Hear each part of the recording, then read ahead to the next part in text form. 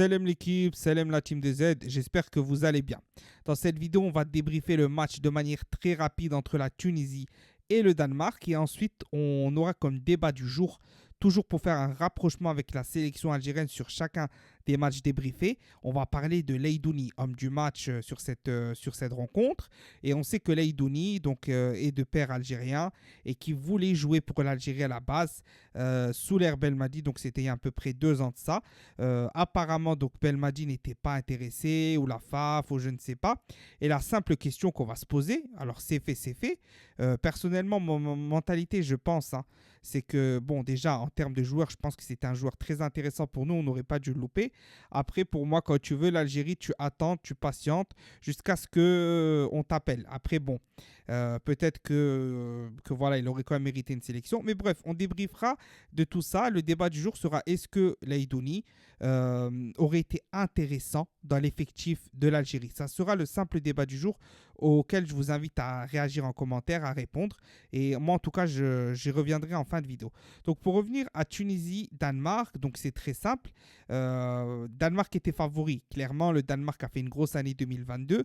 On sait qu'ils ont fait vraiment une grosse année 2022 en battant la France double confrontation, Serbie double confrontation. Ils ont juste échoué d'un but à chaque fois lors de la double confrontation face à la Croatie.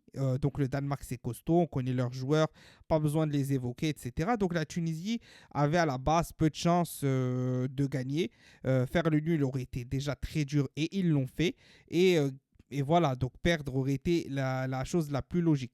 Malgré tout, les Tunisiens ont réussi à mettre en échec le Danemark. Donc grosse prestation de certains joueurs. J'ai pas vu le match en direct, je l'ai vu par la suite. J'ai revisionné quelques séquences intéressantes. Donc il y a eu du bon de la part de Msekni, il a fait du bon. Mais c'est vrai que l'homme du match est Leidouni. Leidouni, vraiment, le milieu, la tactique mise en place par le coach tunisien, elle a été payante. Elle a été payante, bloc solide défensivement, mais surtout le milieu.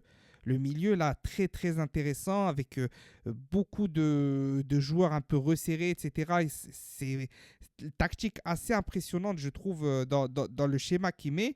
On voit comme si c'était un 3-2, un 3-2, un 3-5-2, mais pas sur les mêmes lignes habituelles, quoi. On voit vraiment Leidouni et je ne sais plus quel joueur devant la défense de 3. Donc ouais, c'est intéressant, franchement, tant que ça les met en échec. Les Tunisiens, vous savez, ils sont capables, on rappelle qu'ils n'ont jamais atteint les huitièmes, mais ils sont capables d'aller faire quelque chose d'intéressant. Sincèrement, on a vu l'Australie-France, mais Australie-France là avant, défaite de l'Australie, cette équipe australienne est facilement prenable pour les Tunisiens, je pense à 1-0, 2-0. Il faut qu'ils se concentrent, il faut qu'ils soient solides défensivement et ils devraient faire la différence devant, je pense, ils ont largement les atouts pour. Mais maintenant, c'est surtout la France où ça va jouer. Si la France, ils arrivent à taper un nul, je pense qu'ils vont passer. Ils ont fait le plus gros du travail en prenant le nul face au Danemark pour moi. Donc c'est une très bonne chose qu'ils ont faite et vraiment chapeau aux Tunisiens pour cette prestation. On verra la suite ce que ça donne, mais pour l'instant, c'est pas mal et ça peut laisser espérer une première qualification en huitième de finale de Coupe du Monde. Maintenant, passons à Leidouni. Leidouni voulait jouer pour l'Algérie. La question qu'on va se poser, c'est très simple. Est-ce que ça aurait été intéressant que Belmadi l'appelle lorsqu'il le voulait? Comme j'ai dit, il faut pour moi maintenant bloquer les joueurs. Un joueur veut venir pour l'Algérie, surtout un joueur qui veut venir. Encore plus, tu l'appelles, ça sert à rien de le faire attendre. Tu l'appelles, tu le testes, etc.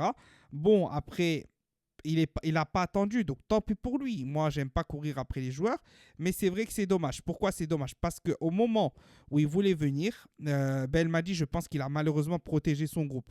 Il a protégé son groupe, il a protégé Guedjoura, il a voulu protéger un Serouki, ceci, cela. Et Leidouni était vraiment, et je le dis encore maintenant, il a un profil africain. C'est un Guedjoura bien plus technique, mais physiquement, il est impressionnant. Lors du match déjà Tunisie-Algérie, moi personnellement, j'avais dit que Leidouni pour moi avait été le milieu le plus intéressant des deux équipes. Quand il y avait Serouki Belkebla dans un milieu à 2, je crois, ou un milieu à 3, je ne sais plus. En tout cas, j'avais vraiment été déjà impressionné par le bagage physique de Leidouni. Donc, Vraiment, pour moi, c'est une perte pour l'Algérie, incontestablement. Maintenant, c'est fait, mais c'est vraiment dommage. Je trouve vraiment que c'est dommage. Donc, donnez-moi votre avis. Est-ce que pour vous, c'est un joueur banal? Il n'aurait rien fait, il n'a pas sa place. Est-ce qu'il a sa place? C'est dommage, etc. Mais pour moi, quand tu es élu homme du match en Coupe du Monde face au Danemark, c'est pas rien, ça veut quand même dire un minimum. Ça veut quand même dire que tu as ta place largement dans notre équipe pour être au minimum testé, retesté comme certains joueurs, Zerouki, Zorgan, etc., etc. J'espère que la vidéo vous aura plu. Tahia l'Algérie, salam l'équipe, portez-vous bien.